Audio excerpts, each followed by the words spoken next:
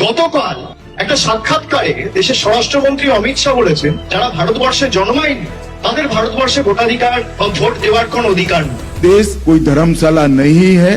यहाँ मत देने का अधिकार, इस देश का शासन तय करने का अधिकार केवल और केवल उसको मिलेगा जो इस देश में जन्मा है और जो इस देश का नागरिक। हम पहले डिटेक्ट करेंगे, पहचानेंगे, डिलीट करेंगे, मतदाता सूची से निकालेंगे और फिर डिपोर्ट भी करेंगे। অমিত শাহর যুক্তি যদি আমি ধরি, তাহলে শান্তনু ঠাকুরের ভোটাধিকার প্রয়োগ করার অধিকার নেই, যত মতুয়া ভাই বোনেরা আছে কারোর ভোট দেওয়ার অধিকার নেই।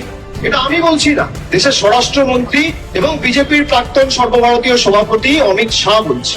আমি অনুরোধ করবো আপনাদের যে এরা যে সিএএ ক্যাম্প করছে আপনাদের মাধ্যমে, এদের ফাঁদে কেউ পা দেবেন। যদি কেউ সিএএ ক্যাম্পে গিয়ে অ্যাপিল করেন, আসামের 12 লক্ষ হিন্দু বাঙালির মতো আপনাদের অবস্থা হবে। সবাইকে ডিটেনশন ক্যাম্পে নিয়ে গিয়ে ফেলবে। আর তৃণমূল থাকতে আপনাদের কারোর নাম বাদ যাবে না। কেউ ভয় পাবেন না, কেউ আতঙ্কে থাকবেন না। আমাদের কর্মীরা রাস্তায় নেমেছে, আগামী কাল থেকে বিএলএ-রা বাড়ি বাড়ি যাবে।